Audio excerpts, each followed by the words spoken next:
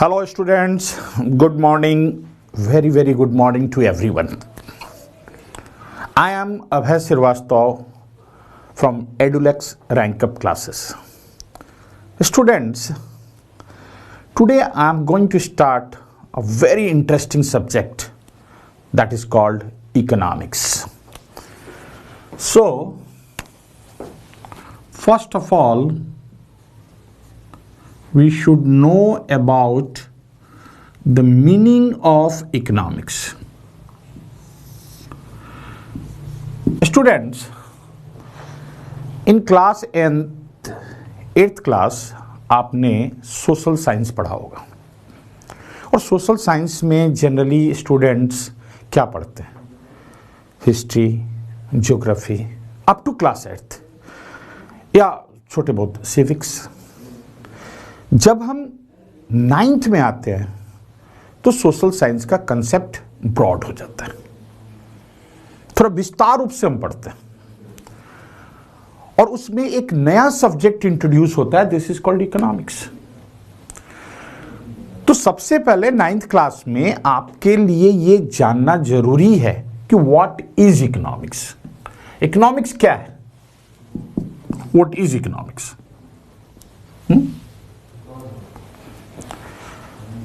So, if I raise these questions, not even from 9th class students, क्योंकि आपके लिए तो नया है,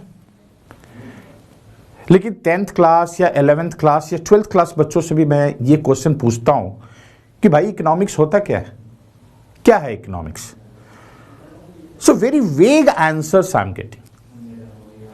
Someone is saying, sir, economics is a subject which explains about money. Someone is saying, sir, economics is a GDP. Someone is saying, sir, economics means national income. मतलब what is economics कोई define नहीं कर रहा. Of course हम GDP भी पढ़ते हैं economics में, हम नेशनल इनकम भी पढ़ते हैं.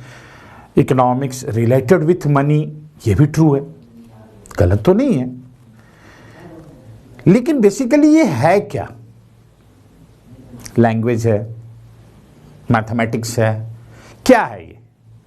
It's a very common way, in the simple way आप इसे समझ लो कि economics is a subject.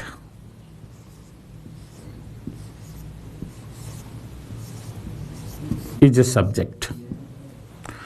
Subject of what? It is a subject of what? It is a subject of human economic behavior. It's a subject of human economic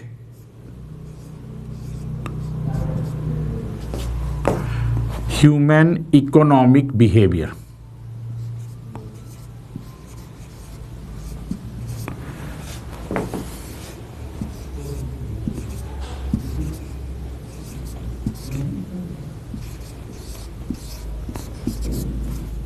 Human economic behavior. Okay? It's a subject of human economic behaviors. We all are human beings और हमारे अंदर different types का behavior है.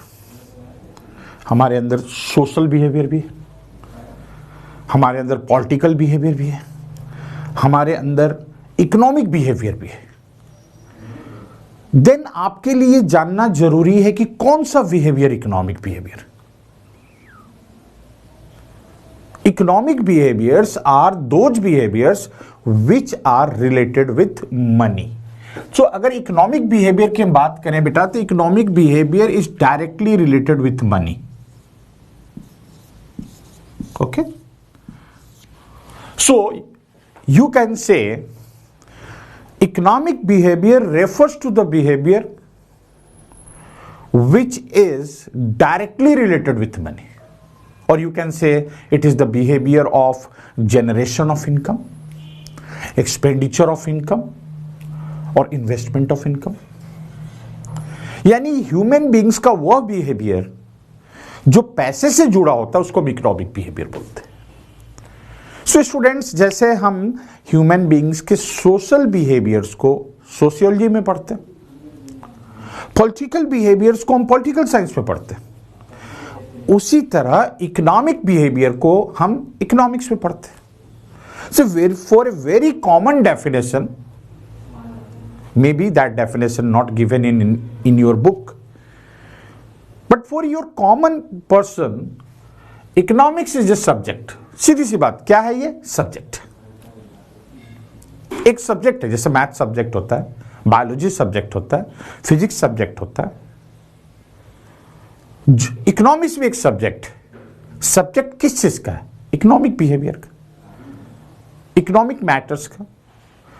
सो any activities which are directly और indirectly related with money is called economic behaviour, and that is the subject of economics. But जैसे जैसे आप पढ़ते जाओगे, बड़े होते जाओगे, आगे की क्लास में जाओगे, different economist have defined the different definition, and there here like other subject, हर सब्जेक्ट का अपना एक फादर होता है बेटा, जैसे हम फादर्स ऑफ फिजिक्स बोलते हैं, फादर ऑफ केमिस्ट्री बोलते हैं। तो 9th क्लास में आपके लिए जानना जरूरी है कि who is the father of economics. So Adam Smith, Adam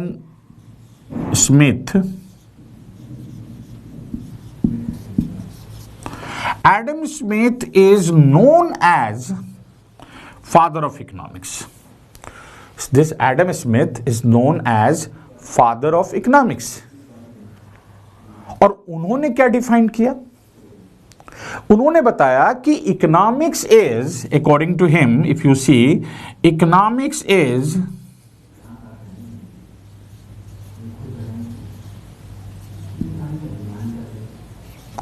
economics is a science of wealth. Science of wealth. Economics is a science of wealth. You know the meaning of wealth? Literally हम wealth को क्या बोलते हैं? धन, property, asset.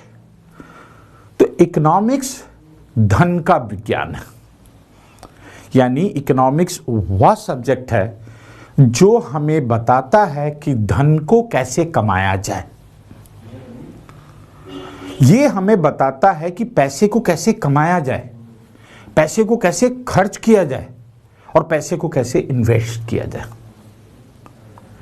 यानी economics एक subject है जो वेल्थ से related.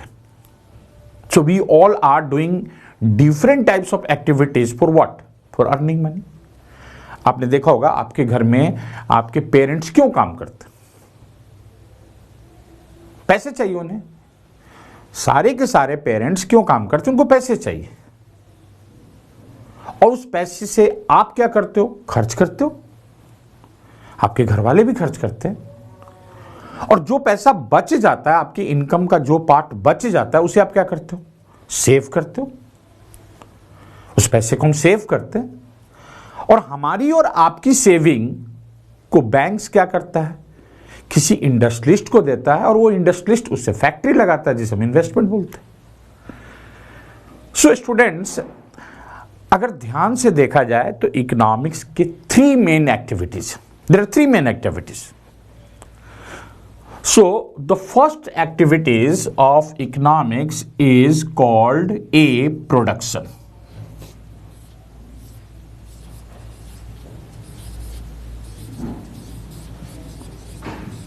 Okay. Second is called consumption.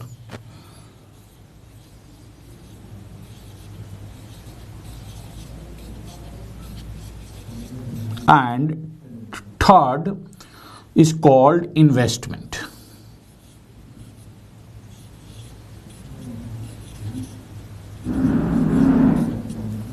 So production, consumption and investment, these are the 3 activities of economics. These are the 3 activities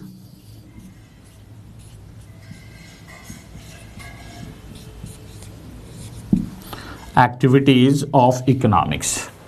यानी इकोनॉमिक्स में हम 3 मेजर एक्टिविटीज को पढ़ते हैं, जिसको हम बोलते हैं प्रोडक्शन, कंजम्पशन और इन्वेस्टमेंट।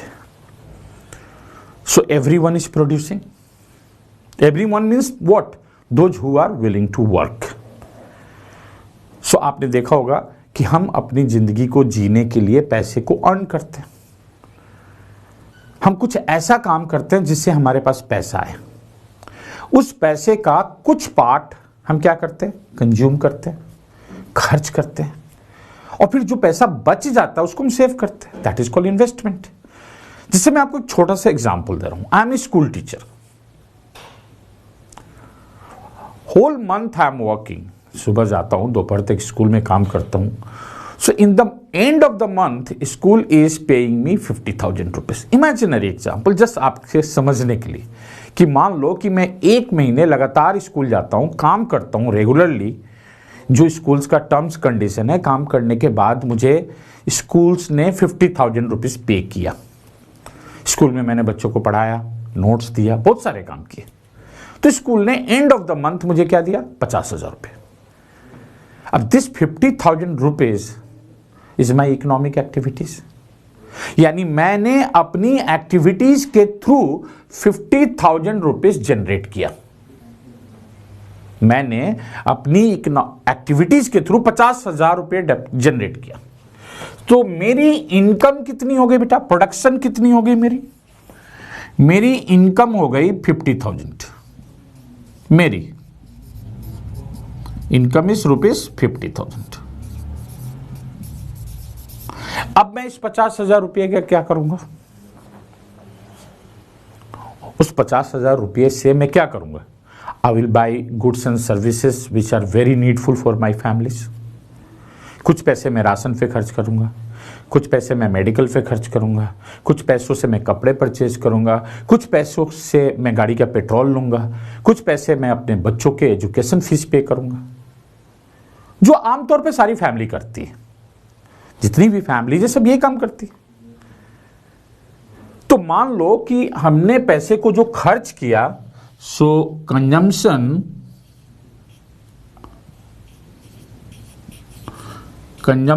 Is like rupees 30,000। अब आप ये देखो बेटा, 50,000 रुपया मेरी प्रोडक्शन थी, 50,000 मेरी प्रोडक्शन थी। मैंने 50,000 रुपया प्रोड्यूस किया और उसमें से 30,000 मैंने कंज्यूम किया। हो सकता है आपकी फैमिली का कंजम्पशन 40,000 हो, किसी और फैमिली जिसने 50,000 रुपया खर्च किया, प्रोड्यूस किया और 50,000 ही खर्च कर दिया। लेकिन दुनिया की हर फैमिली जितना प्रोड्यूस करती है, कोशिश करती है कि उससे कम खर्च करे, क्योंकि दुनिया में जितने भी लोग हैं सब ये चाहते हैं कि उनका आने वाला कल आज से अच्छा हो।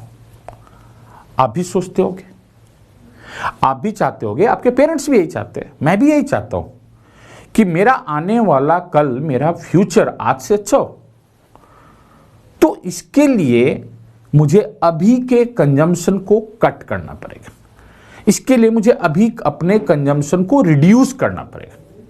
तो जैसे मैंने आपको बताया कि मान लो कि मेरी इनकम 50,000 रुपया है, यानी हमने जो इकोनॉमिक एक्टिविटीज की वो 50,000 रुपये की थी, जो हमने प्रोड्यूस किया वो 50,000 रुपया प्रोड्यूस किया, और उस 50,000 रुपये का में से हमने 30,000 खर्च कर दिया।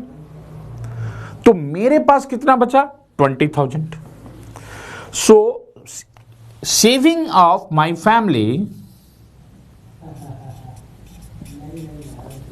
savings of my family is rupees 20,000. Okay. So students, 50,000 income मैंने प्रोड्यूस किया, 30,000 रुपये मैंने कंज्यूम किया और 20,000 रुपया मेरी फैमिली की सेविंग है। तो मेरे जैसे लाखों करोड़ों लोगों ने पैसा सेव किया होगा। किसी ने 10,000, किसी ने 5,000, किसी ने 25,000, किसी ने 50,000, किसी ने 1 करोड़, किसी ने 5 करोड़। और हम सेविंग्स कहां करते हैं? बैंक में करते हैं। बैंक उस पैसे को किसको लोन देती है? इंडस्ट्रियलिस्ट को। किसे लोन देती है? बिजनेस पर्सन को। बिजनेस पर्सन हमारी सेविंग से क्या करता है? फैक्ट्री लगाता है, इन्वेस्ट करता है। So my saving is the investments of business people. और इन्वेस्ट क्यों करता है? इन्वेस्ट करने से फायदा क्या होता है? इन्वेस्ट करने से फिर लोगों को एम्प्लॉयमेंट मिलती है, इन्वेस्ट करने से फिर प्रोडक्शन इंक्रीज होता है, और overall you will see the economy is increasing. तो स्टूडेंट्स, 9th क्लास में इकोनॉमिक्स पढ़ने से पहले इन छोटी छोटी बातों को जानना आपके लिए बहुत जरूरी है। अगर आप इन छोटी छोटी बातों को नहीं समझते हो तो सिर्फ आप इकोनॉमिक्स को क्रैम करोगे, और जब आप इकोनॉमिक्स को क्रैम करोगे तो आगे आपको इकोनॉमिक्स समझ में नहीं आएगा। इसलिए आगे इन फ्यूचर इकोनॉमिक्स समझना चाहते हो, इकोनॉमिक्स में आप अच्छा करना चाहते हो, आप चाहते हो कि इकोनॉमिक्स की लेकर आगे पढ़ाई की जाए, तो कोशिश करना चाहिए कि किसी जो भी सब्जेक्ट आप पढ़ते हो, I am not talking about only economics, जो भी सब्जेक्ट पढ़ते हो उसका बेसिक कंसेप्ट्स आपका क्लियर होना चाहिए। तो स्टूडेंट्स, जैसे मैंने अभी आपको बताया कि economics is a subject of human economic behaviour. So those behaviours which are earning income is called economic behaviour. I am teaching in this institution EduLex rank up classes. So this is my economic behavior. ये मेरा economic behaviour क्यों है? क्योंकि यहां जो मैं काम कर रहा हूं इसके अगेंस्ट में मुझे पैसे मिलेंगे। मैं जो अभी आपको पढ़ा रहा हूं उसके अगेंस्ट में मुझे पैसे मिलेंगे, इसलिए मेरा ये इकोनॉमिक बिहेवियर है। लेकिन अगर मैं अपने इसी बिहेवियर को, अपनी इसी सर्विसेज को अपने बच्चों को पढ़ाता हूं तो are they going to pay me? No. Are they going to give me any money in against of my services? No. तो एक पॉइंट पे ये इकोनॉमिक बिहेवियर है, और सेम सर्विसेज घर जाकर क्या हो जाता है? नॉन इकोनॉमिक बिहेवियर हो जाता है। तो आप अपने सराउंडिंग्स में देखोगे कि जितने भी बिहेवियर्स हैं, जितनी भी ह्यूमन एक्टिविटीज है, इसमें से कुछ एक्टिविटीज इकोनॉमिक एक्टिविटीज है और कुछ एक्टिविटीज नॉन इकोनॉमिक एक्टिविटीज है। ओके, अगर आप क्लास में बैठे हो और क्लास में आप एक्ट करते हो, गाना गाते हो, सारे के सारे नॉन इकोनॉमिक एक्टिविटीज। लेकिन इन फ्यूचर अगर आपको एक प्लेटफॉर्म मिलता है जहां पे आप गाना गाते हो, डांस करते हो या एक्ट करते हो, उसके बदले में आपको पैसा मिलता है, आपके उस एक्ट के अगेंस्ट में आपको पैसे दिए जाते हैं, तो that act is called economic act, economic activities. उसी तरह आप देखो, अगर आप you are having sun rays, oxygen available in the atmosphere, are you paying for it? We are not paying anything for it. We are inhaling pollutions. Are we paying for it? No. So there are so many things which are available in our surroundings, जिसमें कुछ ऐसे चीज हैं जिसका price tag है, जिसमें price mentioned है। अगर मेरे हाथ में मार्कर है तो इस मार्कर का मैं प्राइस रीड कर सकता हूं कि the price of this marker is 50 rupees. But can you have the price tag of your parents' feeling? No. Can you have the price tag of your parents' concern for you? No. Do you think any price tag for your friendship? No. So these are non-economic goods. So economic activities are generally creating economic goods, and non-economic activities are creating non-economic goods. Generally, I'm not talking about always. तो मेरा आपको पढ़ाना economic activities है, मैं produce कर रहा हूं, I am producing services. लेकिन मेरा अपने खुद के बच्चों को पढ़ाना नॉन इकोनॉमिक एक्टिविटीज है। तो स्टूडेंट्स, 9th क्लास में जो हमारा चैप्टर फर्स्ट है, that is called the story of village Palampur. So Palampur is a village, an imaginary village. आपको इमेजिन करना पड़ेगा, ऐसा नहीं है, वैसे विलेज है इंडिया में। If you go to south India, there are so many villages which are even better than the village Palampur, लेकिन मैक्सिमम विलेजेस जो पालमपुर की तरह नहीं है। तो खैर, मैं आपको एक सपनों के विलेज में लेकर जाता हूं, दैट इज कॉल्ड पालमपुर।